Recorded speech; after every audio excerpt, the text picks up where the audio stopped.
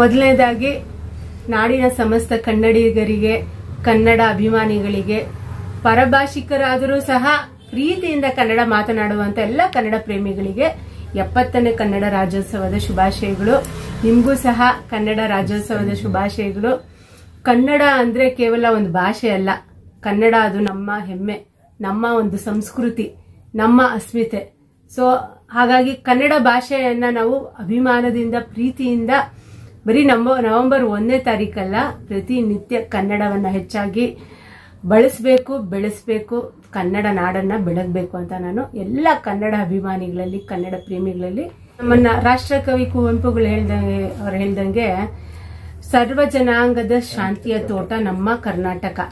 ಕರ್ನಾಟಕ ಅದು ಮುಖ್ಯವಾಗಿ ಬೆಂಗಳೂರು ಎಲ್ಲ ಭಾಷಿಕರನ್ನ, ಎಲ್ಲ ಒಂದು ಧರ್ಮದವ್ರನ್ನ, ಎಲ್ಲ ಒಂದು ಜಾತಿಯವರನ್ನ, ಒಂದು ತಾಯಿ ಮಕ್ಕಳನ್ನ ಹೇಗೆ ಆಲಂಗಿಸ್ತಾರೋ ಆ ತರ ಎಲ್ಲ ಜನಾಂಗದವ್ರನ್ನ ನಮ್ಮ ಕರ್ನಾಟಕದಲ್ಲಿದ್ದಾರೆ, ನಮ್ಮ ಬೆಂಗಳೂರಿದ್ದಾರೆ.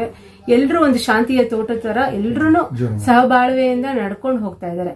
ಮುಖ್ಯವಾಗಿ BTM ಕ್ಷೇತ್ರ ಅಂತೂ ಒಂದು ನ್ಯಾಷನಲ್ ಇಂಟಿಗ್ರೇಷನ್ಗೆ, ರಾಷ್ಟ್ರೀಯ ಐಕ್ಯತೆಗೆ ಒಂದು ಮಾದರಿ ಅಂತ ಹೇಳ್ಬೋದು. ಯಾಕಂದ್ರೆ ನಮ್ಮ ಶಾಸಕರು, ನಮ್ಮ ನೆಚ್ಚಿನ ನಾಯಕರು, ನನ್ನ ಗುರುಗಳಾದ ಸನ್ಮಾನ್ಯ ಶ್ರೀ ರಾಮಲಿಂಗಾರೆಡ್ಡಿ ಅಣ್ಣಾರವರು, ಸಾರಿಗೆ ಮತ್ತು ಮುಜರಾಯಿ ಸಚಿವರು, ಈ ಕ್ಷೇತ್ರದ 8 ಬಾರಿ ಗೆದ್ದಂತ ವಿಧಾನಸಭಾ ಕ್ಷೇತ್ರದ ಅಭ್ಯರ್ಥಿಗಳು ರಾಮಲಿಂಗಾರೆಡ್ಡಿ ಅಣ್ಣಾರವರ ಆಶೀರ್ವಾದದಿಂದ, ಅವರ ಒಂದು ಉತ್ತಮ ಆಡಳಿತದಿಂದ ನಮ್ಮ ಈ ಒಂದು BTM ಕ್ಷೇತ್ರ ಶಾಂತಿಯ ತೋಟದಂತಿದೆ.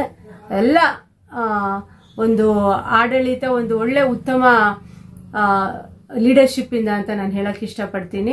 ಹಾಗಾಗಿ ಈ ಒಂದು ಕರ್ನಾಟಕದಲ್ಲಿ ಅದೊಂದು ಒಳ್ಳೆಯ ಒಂದು ಸಂಗತಿ.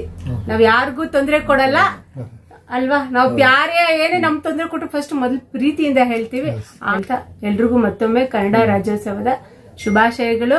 ಎಲ್ರಿಗೂ ಶುಭವಾಗಲಿ.